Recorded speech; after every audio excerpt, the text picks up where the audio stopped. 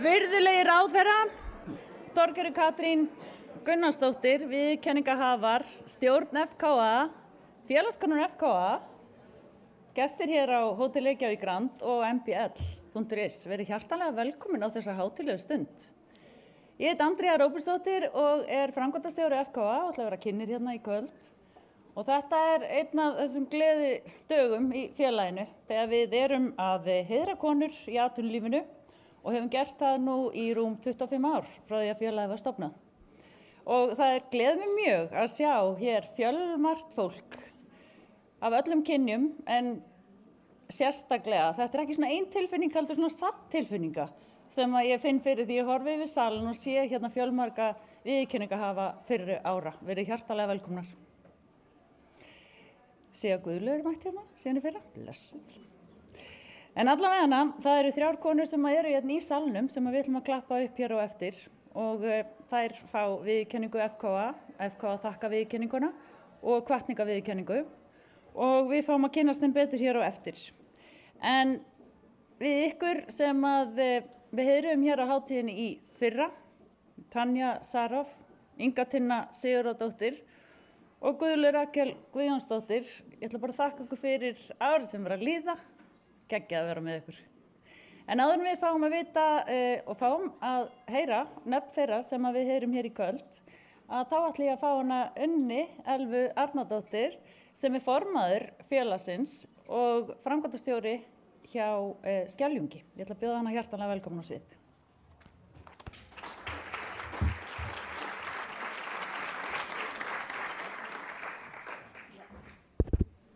Þið hækki bara í mig ef þið heyri ekki. Hæ, gaman að sjá okkur öll. Ég sé að það eru fleiri strákar núna en fyrir og það finnst mér æðislegt. Okkur alveg að takast þetta. Í dag hátíðardagur. Við heiðrum 3 konur sem hafa verið öðrum konum í atvinnulífinu og okkur öllum hvatning og fyrirmynd á einhvern hátt. Dómnefndin fékk krefjandi og vandasamt verkefni það að velja þessar 3 konur sem að heiðra hér í dag. Viðurkenningarhátíð FKA þekkt stærð í samfélaginu og tilnefningar margar sem berast af landinu öllu alveg ótrúlegt hvað þið eru duglega að senda inn.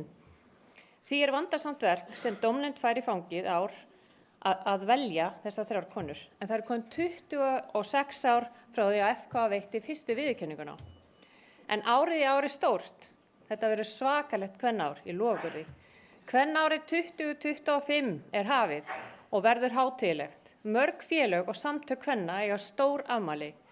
Auk þess sem minnst verða mikilvægra atburða og á þessu ári, það ótrúlegt sagt að ég ennþá bara 25, en það 45 ár síðan frú Vigdís Finnbogadóttir var kjörin til embætti forseta Íslands. Eins og sé, ég ennþá 25, ég nægjus ekki þegar ég verði að hjálpa mér.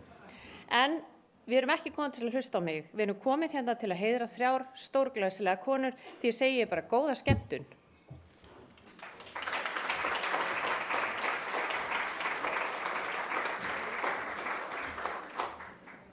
Takk fyrir þetta, Unnur. Sko, það nú þannig að ég var á fyrirlestrum daginn og þarf að vera að ræða hugmyndir. Og þegar við fáum hugmynd og gerum ekkert við hana, þá á það til að fara bara eitthvað annað. Og okkur fannst algjörlega borðleggjandi að fá eina konu hér upp í púlt á þessum degi, þar sem að hún ber svona þó nokkra svona ábyrgð á því að ákveðið Vigdísaræði hefur tröllriðið öllu.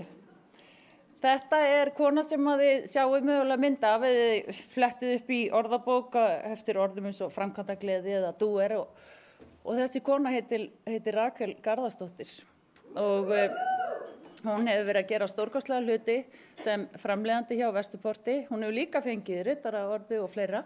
Hún hefur verið mjög framarlega í umræðin matarsóun og annað og það svo viðeigandi einmitt að fá konu eins og Rakel hér upp á svið sem að ekkert endilega í frontinum og ekkert endilega alltaf á myndinni. Hún bara bak við tjöldin að láta hlutina gerast. Og það óboðslega gaman að segja frá því að ég sé hann ekki. En hún hér og við skulum taka vel á móti Rakel Garðarsdóttir í Vesturporti. Gjörðu svo vel.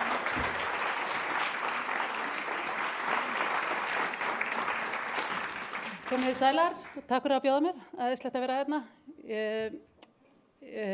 Í dag er 29. janúar sem er ár snáksins, samkvæmt kínverskri stjörnuspeki og snákurinn er merki breytingar og hamskipti og ég er ekki frá því að þetta sé ár konunnar. Ég er bara alveg með það á hreinu. Ég er bara æðislegt að vera hérna og lítið við hópinn og sjá hvað er mikið af flottum konum hérna og mönnum. Þeir eru nú í minni hluta hérna, sem er óvanalegt. En það er með það sem að hefur reynst mér best. Ég fæ oft hugmyndir og þá er það eina sem ég hef er sannfæringskrafturinn minn. Bara mín sannfæring á hvort að hugmyndir sé góð eða ekki. Og mér finnst hún alltaf brilljant. Og þá reynir á að enginn gerir neitt einn. Þannig að þá reynir svolítið á mitt samstarfsfólk að vera með mér og koma inn í framkvæmd. Og þó að það sé eiginlega best að gera allt í hóp þá það eina sem ég geri er að lesa bækur og það var einmitt það sem gerðist árið 2009 að las ég ævisögunar af Vigdísar Finnbogadóttur. Fengum hana í jólagjöf frá Borgarleikhúsinu, bókinu sem Páll Valsson skrifaði og ég hugsaði bara, vá, þvílík kona, þvílíkt hugrekki. Það var nýbúið að vera hrun, lágstemd stemning í bænum og ég hugsaði, vá, hún er bara búin að lenda í öllu þessu, ég hafði ekki hugmynd það. Þvílík vonar saga. Svo lagði ég bókina frá mér og var ekkert meira að pæla í henni og svo var hún alltaf að kalla í mig og það var mörgum árum seinna þá hugsaði ég, það ætti að mynda þessa bók. Það á að segja sögur, sögur glæsi kvenna á meðan þær eru lifandi. Yfirleitt bíðum við alltaf eftir því að hrósa fólki og tala fallega það þangað til í minningagreinunum. En mér langaði að gera þetta meðan Vigdís var ennþá á lífi. Þannig að það er kannski það hugrakasta sem ég hef gert er að hringja í frú Vigdísi Finnbogadóttur og spyrja hvort ég mætti mynda hennar líf. Svo sátum við tvær á Aragötunni með forsetastellið, eitthvað gamalt og ég segi, hvað finnst þér það, Vigdís, að ég myndi gera mynd þig? Og því að fyrst átti þetta að vera kvikmynd. Mig? Af hverju? Ekki fannst það nú merkilegt.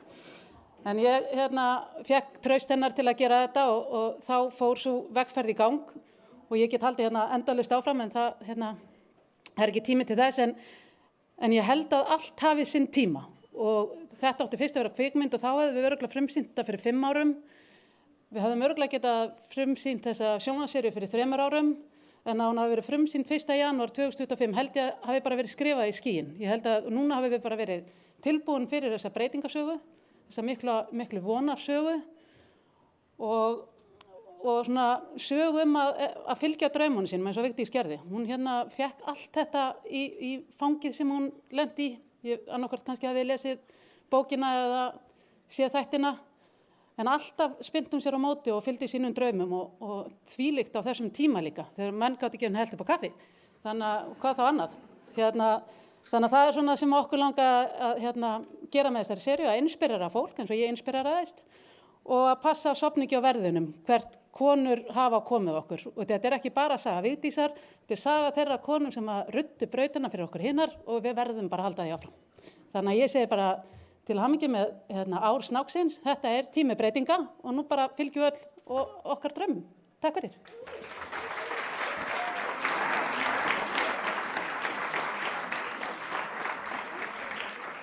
Takk Rakel, laukrétt, það er alltaf korter í bakslá og stöðnun og eitthvað helvítskjaftaði. En, er það ekki? Jú. En allavega að þá vil ég fyrir hönd félagsins þakka öllum kærlega vel fyrir að tilnefna og mig langar aðeins að fara yfir ferli bara örsnögt að því viljið punkti hjá okkur í dagbókina að því ætla að tilnefna á næsta ári. Því að við ætlum að gera þetta erfitt fyrir dómnefndina, eins erfitt og við getum. En það er þannig að við auglýsum eftir tilnefningum og það er verið að auglýsa og óska eftir konum af landinu öllu í öllu fögum, á öllum æviskeiðum og alls konar uppruna. Og það er mjög mikilvægt að við látum leggja smá tíma í það að tilnefna þannig að við náum þessum konum fram. Öllum þessum sem eru bak við kameruna og eru heima að lesa bókina og fá hugmyndina eins og Rakel. En allavega að þá köllum við eftir tilnefningum. Við erum með nafnabunkan sem við látum dómnefnd hafa og formaður dómnefndar í ár er Guðlaug Hrönn Jóhannsdóttir og hún er formaður dómnefndar, hún er líka stjórnarkona og hún er eigandi Synja og hugbúnaðarfyrirtækisins GET ráðgjöf og með henni í dómnefnd í ár er Ásgeir Ingi Valtýsson, hann er markaðsséni og stofnandi Pop-up. Nú við erum með Edin Mangindín sem er ljósmóðir og doktorsnemi fæðingarheimili Reykjavíkur og við erum með Hildi Petersen, athafnakonu sem var í fyrstu stjórn FKA og er dásamlegt að sjá hérna í salnum. Hún er líka fyrir þakkaviðurkenningahafi og fékk viðurkenninguna 2018. Jón Björnsson, forstjóri Veritas og stjórnarformaður Boost og Drop var í hópnum og þau skemmtu sér konunglega með Kristjáni Kristjánsinni sem er fjölmiðlamaður og ráðgjafi og þeir taki væntanlega helgarkaffi yfir þættunum hans, Brengisandur á bylginni. Nú Rósa Kristinsdóttir var einnig með í hópnum. Hún er sérfræðingur hjá Vex framtakssjóði og meðstofnandi Fortuna Invest. Píur sem kunna að slá í gegn þessar. Bang, bang. Þetta er geggja gengi, eins og þið heyrið. En allavega við þökkum þeim fyrir ánæglega spretti og dásamlega samveru. Og mér langar kannski að aðeins að benda á að við gáum hérna út stórglæsilegt sérblað sem kom út í morgun og dreiftum Morgunblaðinu og hér á forsíðunni er einmitt fyrsta stjórn FKA og ég verð að nefna hvaða sleggjur eru þarna innanborðs. Það er Aðalheiður Héðinsdóttir. Hún er í salnum. Dagný Halldórsdóttir, Edda Sverrisdóttir, Hansína B. Einarsdóttir, Jónína Bjartmanns, Linda Pétursdóttir og það má segja að Jónína Bjartmanns sé nú svona guðmóðir félagsins því að hún tók upp skífusíman með Úrunni og Alles og hringdi bara í þessa píur og stofnaði FKA. Það var ekki að flækja málin. Og þar var hún ekki að hringja bara í vinkonu sína, heldur bara stórglæsilegar og öfluga konur úr ýmsum hornum til að fá ólíka konur innanborðs og sameinaðar í þessum krafti sem var síðan FKA, félag kvenna í atvinnurekstri og breytti síðast og síðar í félag kvenna í atvinnulífinu. Þannig að hér erum við komin, allt ykkur að þakka, að þá erum við hér á miðvikudegi og ég ætla að fara yfir í allt annað því að samt þessu tengdu, því að víða í heiminum heldur fólk sko að jafnrétti sé áleikstegund og það má segja að það er ekki við Ísland vegna þess þegar þið lítið yfir ráðherrahóp sem hér er á landi að þá sjáu þið alla litapalettuna. Og það er stórkostlegt að fá að hafa einn ráðherra hér með okkur, Þorgerði Katrínu Gunnarsdóttir sem er utanríkisráðherra og ég fór á heimasíðuna hjá Viðreisn og séð áhugamálin eru sveitalíf, bækur, ferðalög, göngur og lestur og listir og svo íþróttir og rólegheit og ég bara er alls ekki að tengja þetta saman sko. En það segir sem sagt og ég bara þú veist bara lóðbeint svona hugrenningatengsl bara allt brjálæði sem búið að vera að bjóða okkur upp á í handboltanum og þá rússipanna reið síðustu daga. En allt gott og blessað. Sko einlægni skila sér alltaf og mér langar að lesa hérna upp orðrétt sem þú sagðir, Þorgerður Katrín, þegar þú tókst við lyklunum úr hendi Þórdísar Kolbrúnar Reykfjörð Gylfadóttur, fráfarandi utanríkisráðherra. Þá segir þú ert alveg ótrúlega sterk fyrirmynd fyrir marga, einnig fyrir mig. Það er ekkert auðvelt að fara í þín spor. Og mér langar bara að þakka þér, Þorgerður, fyrir að búa til þessa stemningu og ég er ekki frá því að kvenlega gildi sé að trenda. Og það er bara gott. Fáum Þorgerði Katrínu hér á svið.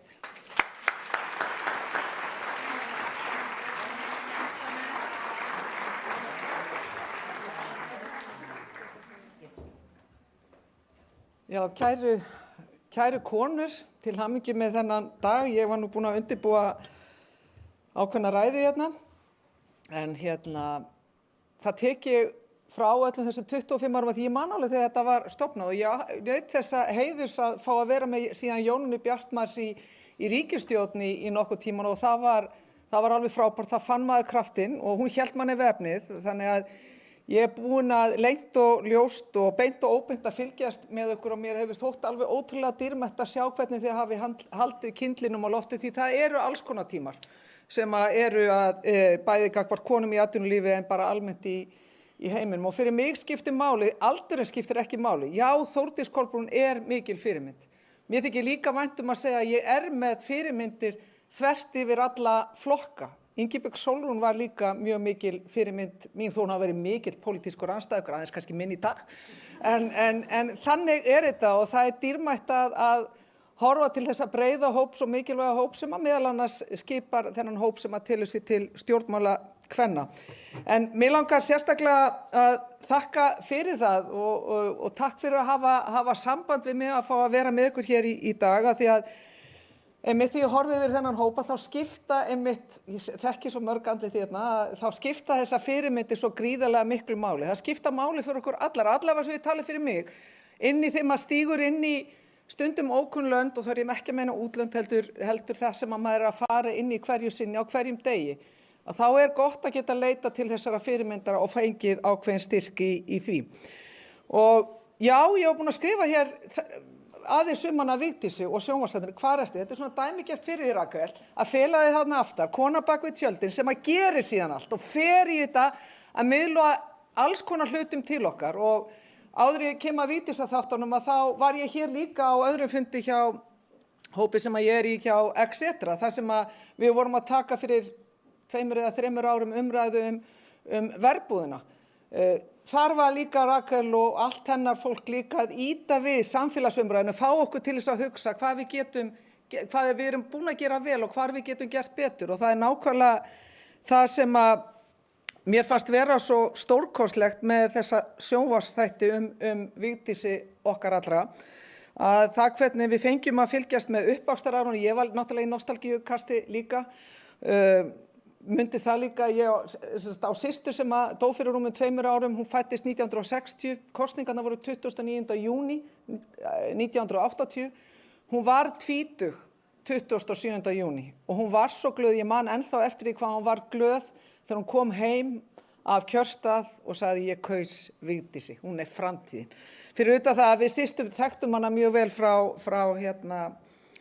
því að vinna mikið í Iðnó sem sætavísur og annað, en það svo gott að fá að sjá þessu uppvaxtarár veruleika og baráttu konunnar sem að varði mitt fyrst kvenna í heiminu til að vera lýðræðislega kjörin forseti. Og ég var að koma að utan úr ferð víða það sem alltaf, svona í annað hver skipti líku við, þá potið ég mig, já þið voru fyrsta landið sem kusu konu sem forseta.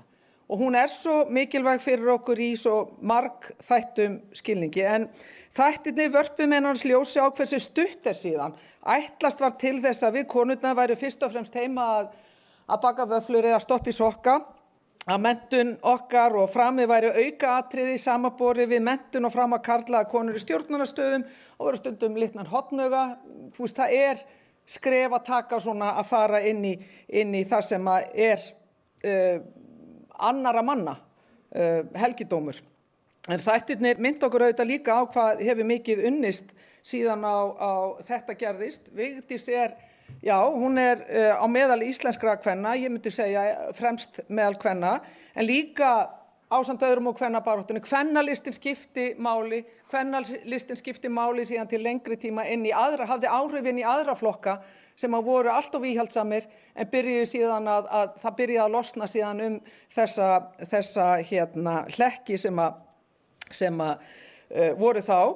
Og þetta allt saman hefur mótað síðan andrúmsloftið með þá staðreynd að við erum með afturkjörin konu sem biskup yfir Íslandi, aftur konu sem forseta Íslands, og það að það mótaðist hér ríkisstjórn undir forystu 3 kvenna, og það ekkert tiltökumál að það 11 manna ríkisstjórn eru konur 7. Þannig að það engin frétt fyrir okkur í dag, en þetta hefði ekki getað gerst nema þess vegna þeirra skrefa sem að þið hafi verið að taka fyrir okkur allar og okkur öll, og það konur eins og Vigdís sem að mörkuðu þessi djúpu spor. Já, það eru 50 ár liðin frá kvennafrídögunum sem að markaði djúp spor, 55 ár frá því að fyrsta konan Auðuns var ráðherra í ríkisstjórn á Íslandi.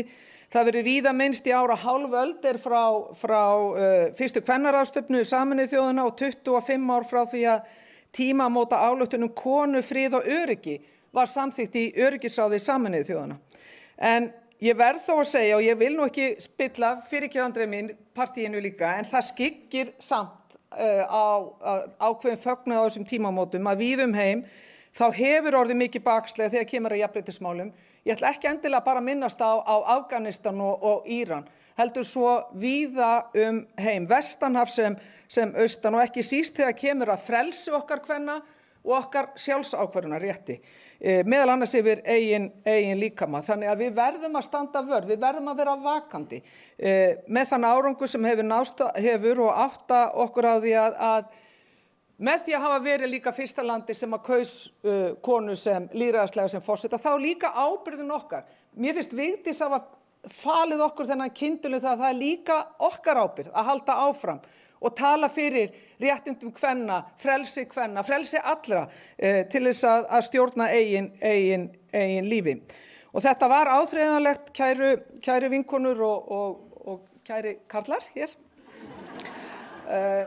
að í vikunni að þá heimsótti ég minningarathöfn 80 ár síðan að Auschwitz-Birkenau var frelsað undan hryllingi nasista, 6 milljónir gyðinga sem voru myrtir hryllilega og þar vorum við að minnast fórnarlamba þessara ofsókna. Það eru fáir enn á lífi sem að muna þennan tíðaranda. Það var gríðarlega áhrifaríkt að hlusta á þessa sem voru eftirlifandi og þau voru ótrúlega skarpir og skilaboðin voru nákvæmlega þessi að helfurinn, hún byrjaði ekki í gasklefunum. Hún byrjaði ekki í gasklefunum. Heldur byrjaði þetta miklu fyrr, árum áður, að byrja að skapa jarðvegur haturs og sundrungar þar sem að ekki síst stjórnmálamenn, þá menn, voru fremstir í flokki annaðhvort að ýta undir þetta eða bara halda kjafti sem er allt eins alvarlegt. Þannig að orð eru til alls fyrst og þegar við erum að upplifa ákveðið bakslag að þá verðum við að stíga upp. Þar liggur okkar ábyrgð. Sem utanríkisráðherra að þá ætla ég og fyrir hönd ríkisstjórnarinnar að beita mér einmitt fyrir mannréttindum. Við erum komin inn í mannréttindaráð aftur. Við gerðum það með miklum sóma síðast þegar við vorum þar að mínu mati og tölum fyrir mannréttindum hvar sem er og við munum gera það og ég ætla að tala einmitt fyrir því að tala fyrir réttindum allra, frelsi allra, kvenna, hinsegin fólks, transfólks og annarra jaðarsettra hópa. Þannig að ég ætla að beita minni rödd á þeim vettvangi í þá veru.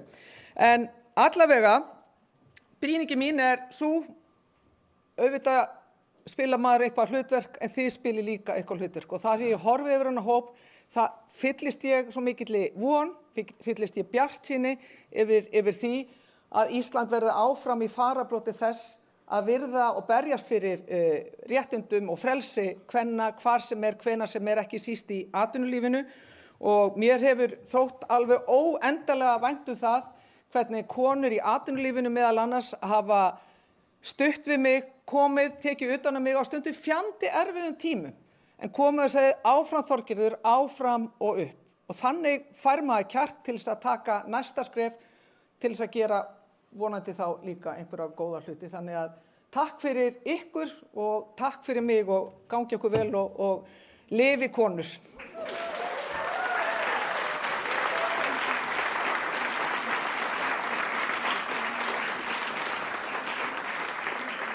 Já, þetta er algjör forréttindi að fá að verja tíma með þér og það er óhætt að segja það að það er svona ávið að lesa allan katalóginn leiðindi og ógeð. Það er fréttatími dagsins. En við ætlum einmitt að reyna að njóta hér og vinna einmitt með þessa gleði sem fylgir því að vera einmitt hér. Á Íslandi hér og nú. Það er dásamlegt. Við ætlum að fá að vita hver er viðurkenningahafi. Og ég ætla að bjóða hér upp á sviðið stjórnarkonunnar Grace Zhang og Helgu Björgu Steinþórsdóttur. Það er alltaf að koma upp á svið og láta okkur vita hver fær hvatningarviðurkenningun í ár.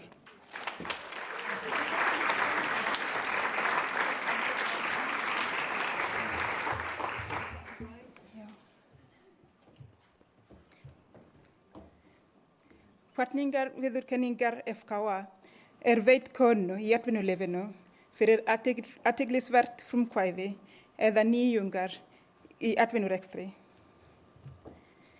Hér eru nokkrar staðreyndir konuna sem hlýtur hvatningarviðurkenningu FKA í ár.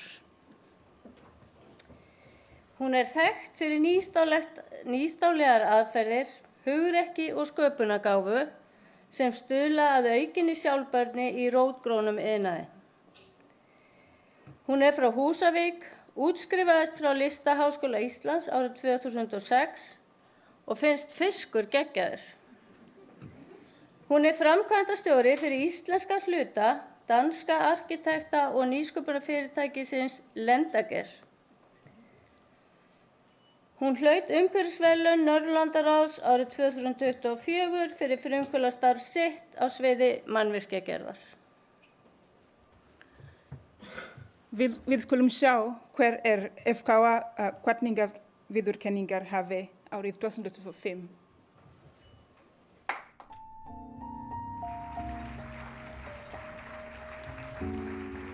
Ég heiti Arnhildur Pálmadóttir og kem frá Húsavík upprunalega.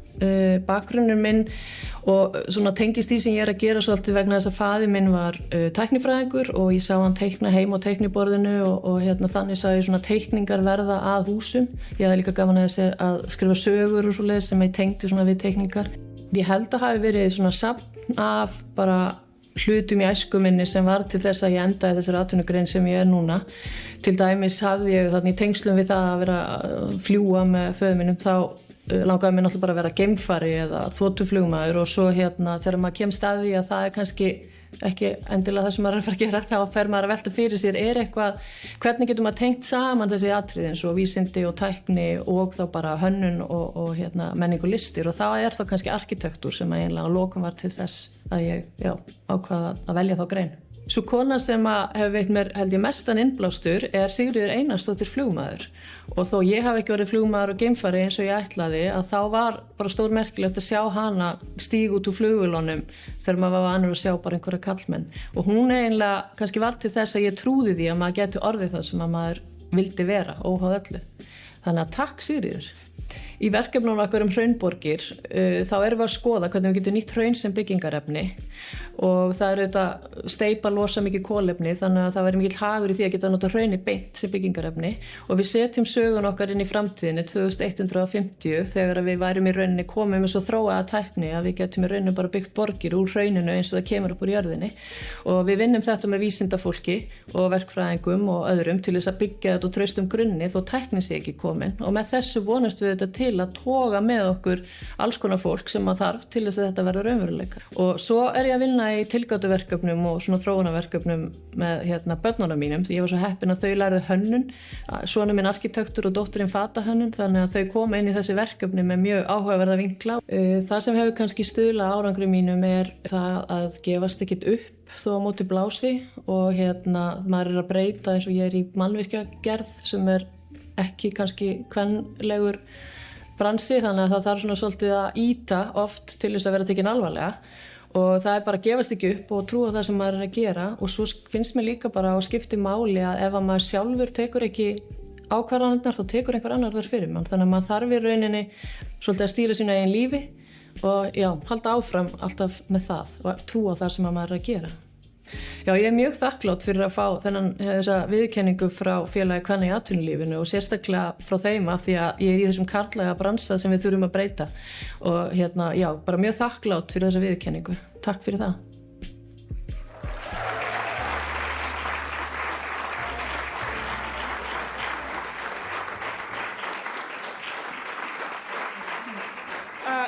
Við bjóðum velkomna á svið Arnhildi Pálmadóttir, arkitekt og FKA hvatningarviðurkenningar hafi árið 2025.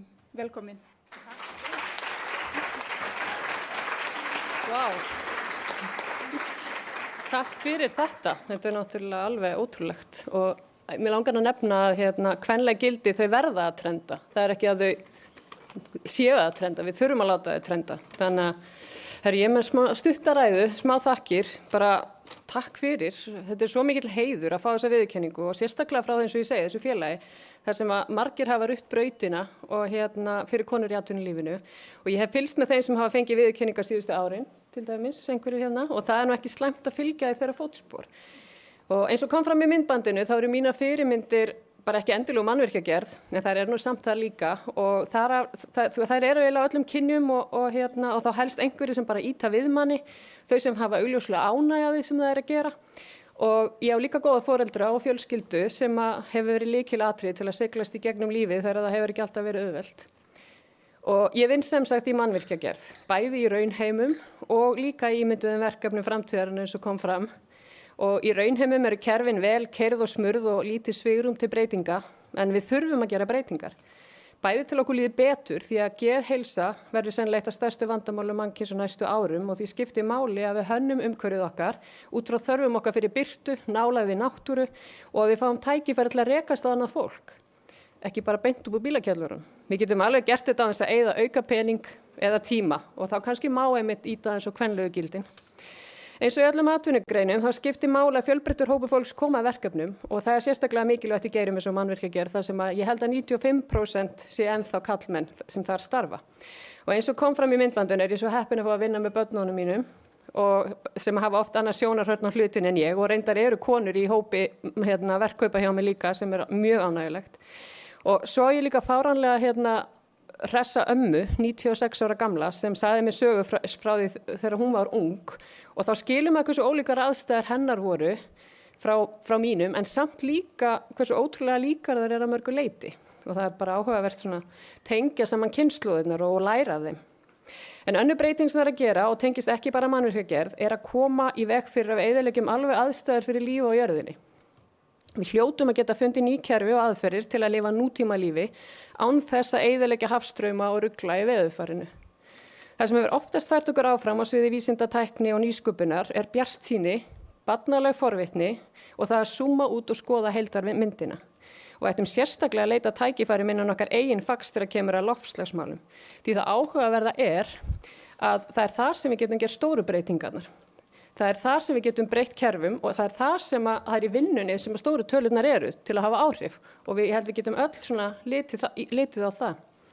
En til að enda þetta þá vil ég aftur þakka FKA konum fyrir mig og dómnefndinni og þessi viðurkenning er náttúrulega bara frábær hvatning til að halda áfram í þessum harða heimi og það er ekstra gott að hafa vindinn frá ykkur öllum í seglunum. Takk fyrir.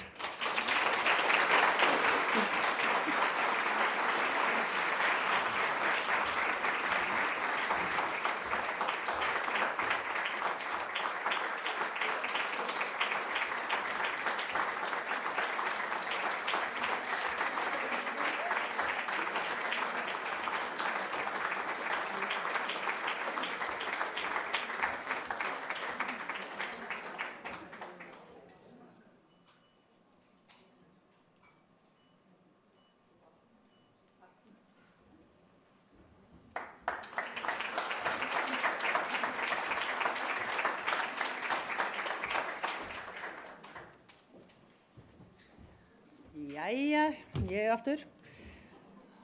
Ég kem alltaf heim eftir þessa viðurkenningahátíð og segi manni minn að mig langar að enda með þeim öllum á eyðieyju. Og þið skiljið af hverju eða ekki? Þetta er alveg magnað sko. En við ætlum að fá að vita núna hver fær þakkaviðurkenningu FKA í ár. Og við ætlum að fá 2 stjórnarkonur hér á svið til að segja okkur það. Það er Andrea Ýr Jónsdóttir og Ingibjörg Salóme Sigurðardóttir. Inga er okkar gjaldkeri og Andrea er ritari FKA. Gjörðu svo vel.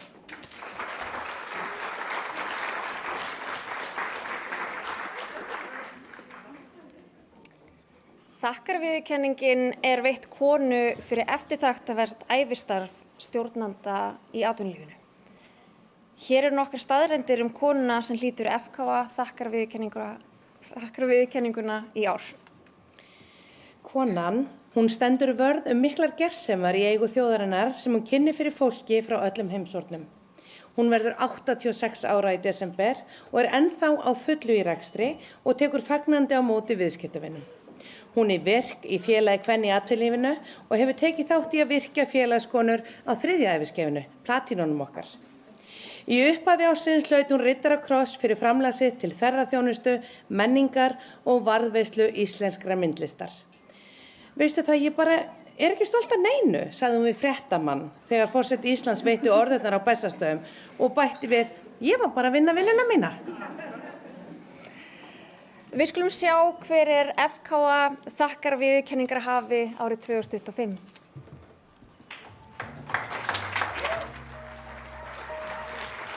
Ég heiti Geirlaug Þorvaldsdóttir og ég er stúdent frá Menntaskólanum í Reykjavík árið 1960. Skömmu eftir stúdentspróf þá fór ég til Þýskalands og Frakklands og var búin að fá alveg nóg að vera í útlöndum og hlakka til að koma aftur heim. Síðan byggir hann, eða þau hjónin, Ingibjörg, konan hans og móðir mín, og þau byggja Hótel Holt og það er opnað 65. Þar vann ég svona á sumrin meðan ég var í háskólanum og þótti það alltaf skemmtilegt. Það bar svolítið einkennilega að ég keypti Hótel Holt. Systkini mín hefði ekki áhuga að eiga það lengur og ég sagði bara, maður selur ekki Hótel Holt. Já, þannig að það er komið 20 ár síðan ég eignaðist hótelið, sko. Ég hef aldrei farið í hótelskóla. Ég hef lært heilmikið af foreldrum mínum. Auðvitað það sem ég kann hef ég lært af þeim og þú verður að hafa ástríðu fyrir því sem þú ert að gera. Ég hef alltaf verið í vinnu sem mér hefur þótt skemmtileg. Ef ég er eitthvað leið heima hjá mér eða þá get ég alltaf skroppin Holt. Og það er svo huggulegt. Mér finnst alltaf voðalega gaman að kynnast fólki og mér þykir vænt fólk. Ég held að maður fer ekki út í svona nema maður virkilega gefið sér tíma til þess að spjalla við fólk og kynnast því. Já, lykilatriði að góðum árangri er örugglega að hafa gott starfsfólk. Því að þú gerir ekki neitt einn. Mér langar svolítið að segja skemmtilega sögu af einum starfsmanni. Það er að hún heitir Anna og er frá Póllandi og var í morgumatnum. Sáum hann og passaði líka að kaupa inn og allt þetta. Mjög samviskusum og glöð og fín. Svo langar hann ekki að vera þarna lengur í morgumatnum. Hann langar til að þróa sig eitthvað lengra og stakk upp á því að hún færi upp á herbergi og væri yfir herbergjum, þjónustunni og þrifunum og ég var mjög glöð með þetta og svo næst þá kannski ferði í móttökuna og læri inn á hana og læri bara á hótelfræðin og þetta finnst mér svo, hún vildi ekki fara, hún vildi vera áfram en hún vildi þróa sig í starfi á Hótel Holti. En aðrið númer 2, það er að vera sparsamur. Það er lykillinn. Þetta er gamaldags kannski, en það er bara mér alveg saman það.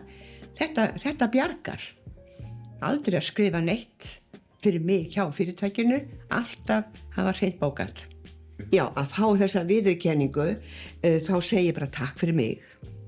Og þakka þessum konum, frábæru konum, þótt gaman að vera í þessum félagskap.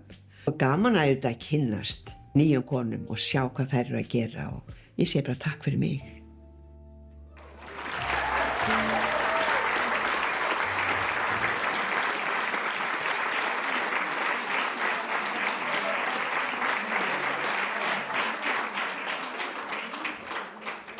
FKA þakkar viðurkenningarhafi árið 2025 er Geirlaug Þorvaldsdóttir. Ingibjörg Kristjánsdóttir, hjartalæknir og dóttir Geirlaugar, tekur við viðurkenningunni fyrir hönd móður sinnar og við skulum bjóða hana velkomna á svið.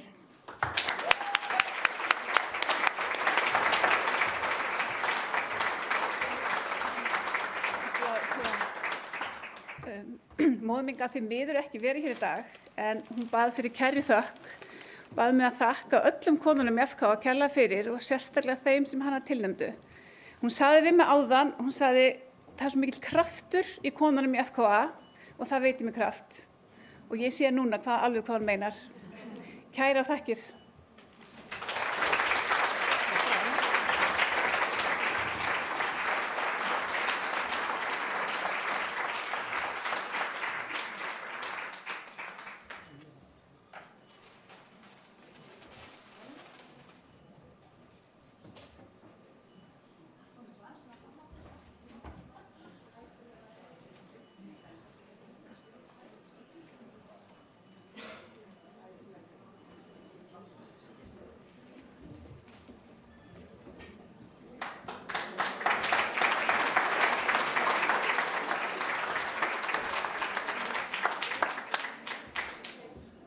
Já.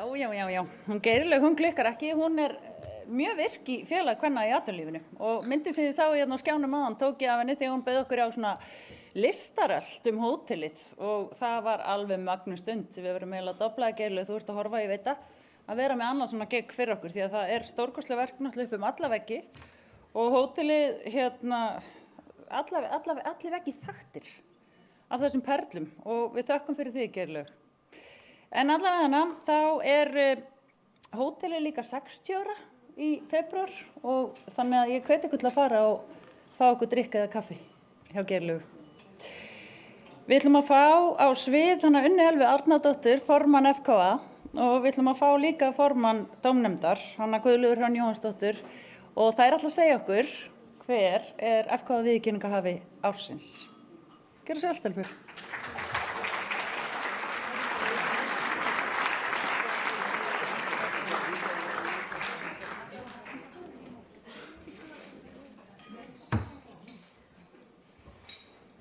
Góða kvöldið. Nú er þetta spennandi. Viðurkenning FKA veitt fyrir vel unnin störf í þá atvinnureksturs kvenna eða þeim sem hafa verið konum í atvinnulífinu sérstök hvatning eða fyrirmynd. Konan sem hlýtur FKA viðurkenninguna 2025 bjó fyrstu ári með fjölskyldu sinni í Kópavogi en flutti síðan til Edinborgar. Hún var 1 ár í high school, Minnesota í Bandaríkjunum og var einnig í sveit og fór í menntaskólan við Hamrahlíð.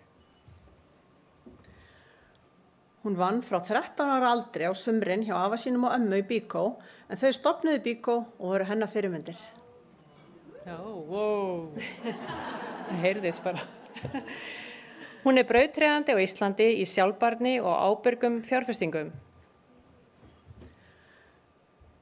Hún hefur með störfum sínum haft mikil áhrif á fjármálaumhverfið á Íslandi. Þetta ekki gaman að vita allir það. Og hvatt konur til að fjárfesta. Við skulum sjá hver varði unglingsárum í málingadeild, pípulagningadeild og á skrúfubarnum í Bíkó, en hún nú FKA viðurkenningarhafi.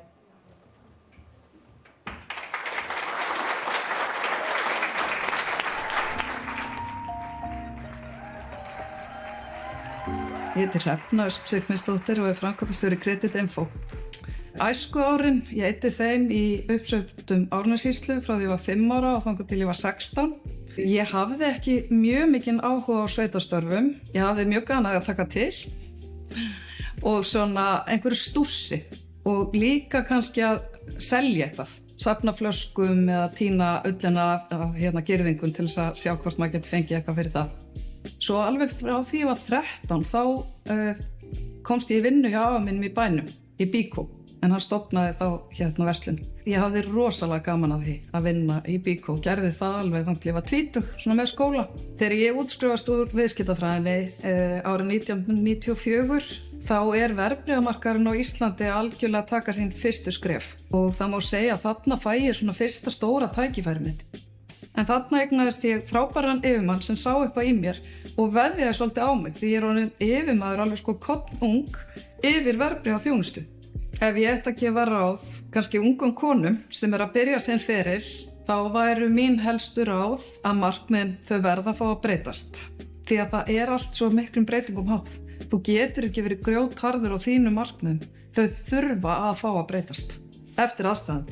Og líka svo bara þetta, við gerum mistök. Það verða mistök, þú getur ekki komið í veg fyrir þau. Sko, fólk sem gerir aldrei mistök er fólk sem gerir ekki neitt. Þannig að þetta bara, já, ég myndi segja það. Ein fyrirmynd sem hafði alveg stórkostlega mikil áhrif á mig, það var Vigdís Finnbogadóttir, en ég var svo heppin að fá að hitta hana reglulega og þetta árið 2010. Við sitjum saman á veitingastað og hún að spyrja mig, þetta í hádeginu, Hrefna, heldur að vera að klárast frímúrarafundur. Það bara herramenn á veitingastaðnum. En þá svaraði ég henni bara frekar kæruleysislega, nei, þetta bara bankarnir að hitta lífeyrissjóðana. Og hún spyr mig hvort að þetta sé staðan, hvort það séu enga konur. Og ég segi það eru mjög fáar sem starfa akkurat í þessum geira. Og Vigdís sagði það gengur ekki Hrefna því þarna liggur svo mikið vald. Þið verðið að gera betur. Og þetta var alveg rosaleg brýning og var til þess að ég hóaði saman þessar örfáu konur sem að fóru fyrir stofnana fjárfestingum á Íslandi og ég veit að það enn að hittast því það hafa alveg þurft á því að halda. Þessi viðurkenning ofboðslega stór og ég var rosalega hissa þegar ég fékk símtalið. Ég viðurkenni að þetta hefur mikil áhrif Ég finn fyrir miklu þakklæti og auðmýkt og það er ofsalega gaman að af því maður hefur viljað vanda sig og að reyna að gera hluti sem skipta máli, að eftir því sé tekið og líka upp á hvatningu til annara. Ég held það sé mikilvægt og ég segi bara takk innilega fyrir mig.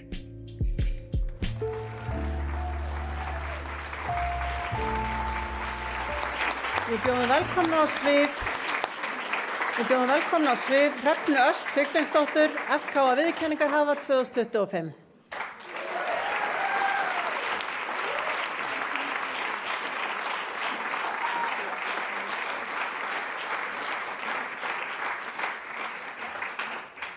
Svolítið skemmtileg tilvíðun, en stoppfundurinn sem ég myndist á í vídeónu var með taldinn á Hótel Holti og ástæðan fyrir því að ég valdi þann stað var að ég hafði verið sérst með Vigdísi þar. En líka ég hafði efnaði þetta voru svo fáar konur. Virðulegi ráðherra, góðir gestir. Ég vil fá að byrja á að þakka FKA fyrir ykkar ótrúlega merkilega og góða starf. Þegar maður fær svona viðurkenningu þá fær maður smá tíma til að staldra við og ég fann það þegar ég staldraði við hvað ég fann fyrir svona djúpu og miklu þakklæti. Því auðvitað þegar þú stendur hér og ert í sparikjólnum að taka við einhverju svona, þá hugsaðu auðvitað allar sem eru á bakvið þannig að þú fáir svona viðurkenningu. Og mér langar að byrja á að segja takk mamma og takk pabbi. Þið eru mér alveg ofboðslega góða fyrirmyndir á hverjum einasta degi. Síðan ætla ég að þakka manninu mínum fyrir að hafa alltaf miklu meiri trú á mér heldur en ég sjálf. Það er stundum aðeins svo mikið, en það er samt rosalega gott. Og síðan allt samferðafólkið og ég að horfa á mikið af því hér í dag. Takk fyrir ykkur. Ég hef verið lánsöm, ég hef átt alveg frábæra yfirmenn og ótrúlega mikið af góðum og merkilegum kollegum, fólk sem hefur gefið mér tækifæri, haft trú á mér, verið samferða og tekið þátt í mistökunum og við höfum reynt að læra þeim og allt það. Og þetta er búið að vera gefandi og skemmtilegt ferðalag. En það góða við þetta ferðalag að það heldur bara áfram að gefa og ég verð að segja eins og að ég er í dag í skemmtilegasta starfi sem ég hef verið í. Ég vinn hjá alveg stórmerkilegu fyrirtæki, ég er að horfa á stofnandann, hann er þarna, Credit Info. Fyrirtæki var stofnað fyrir 27 árum síðan hérna á Íslandi. En síðan þá hefur það vaxið frá Íslandi yfir til 30 landa í 4 heimsálfum. Þannig að það að geta unni á fyrirtækinu og sett málefni jafnréttis og sjálfbærni á dagskrá, það er svo gríðarlega spennandi og verkefnin okkar eru svo mörg og þau eru krefjandi en umfram allt mjög gefandi. Fótsporið er svo stórt þannig að það er eins gott að við vöndum okkur. Þorgerður komið þetta inn á þetta hérna áðan en ég var búin að skrifa þetta svo ég ætla að segja það. Það hefur aldrei verið jafn mikilvægt að halda þessum málefnum á lofti eins og akkurat í dag. Við verðum að halda vök okkar og standa vörðum allt þar sem hefur áunnist og halda þessari baráttu áfram. Við höfum nefnilega orðið vitni af því og ég ætla að leyfa mér að segja þetta því ég er ekki ráðherra, ég ætla að fara beint í þetta. Að bara í beinni útsendingu að það hafa verið tekin réttindi af fólki og það tekur sko bara smá pínulitla stund. En á baki þessara réttinda eru mörg ár, jafnvel kynslóða. Það er blóð, það er sviti, það eru tár.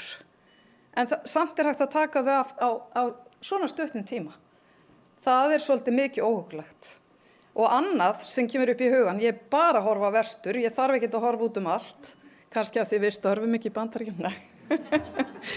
Að til að mynda eins og Parísarsáttmálinn, það tók langan tíma að koma því samkomulagi á, en það tekur enga stund að draga sig út úr því, eins og Bandaríkin hafa núna boðað. Við verðum að vera fyrirmynd í þessum málaflokkum og halda áfram á þeirri braut og passa okkur á straumum og stefnum sem berast núna á milli landa, sko á ljóshraða. Ég er að tala strauma og stefnur afturhalds og þröngsýni. Kærar þakkir, þessi viðurkenning er fyrst og fremst hvatning til að halda áfram og gera betur. Takk fyrir mig.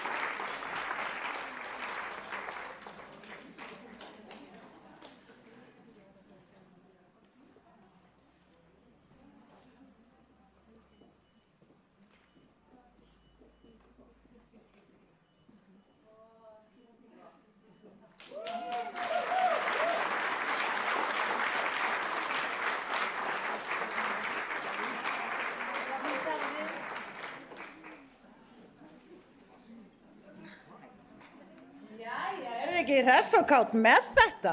Ha? Við erum hér með 2 ljósmyndar í salnum og ég hvet ykkur og ykkur viðurkenningahafa að fá ykkar allra besta fólk með ykkur á myndir. Og það er mjög mikilvægt að taka myndir á góðum stundum. Það minna sig á allt það góða í lífinu. Og ég ætla að fara að slúta þessu hérna. Ég ætla að þakka ykkur kærlega vel fyrir að koma og verja tímanum með okkur. Það eru veitingar hér og mikið stuð. Við opnum dansgólf innan skamms. Og ég vil bara þakka ykkur öllum fyrir komuna og tilnefna og ég ætla að svara með nokkur orð hérna sem að mér bara finnst ekki hægt annað.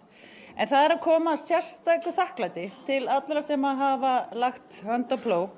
Dómnefnd, Árvakur, MBL, Studio M og Kukl og Svankvít, Berglind, Elínrós og Þórir. Þau eru starfsfólk hérna Morgunblaðsins, 8 daga vikunar.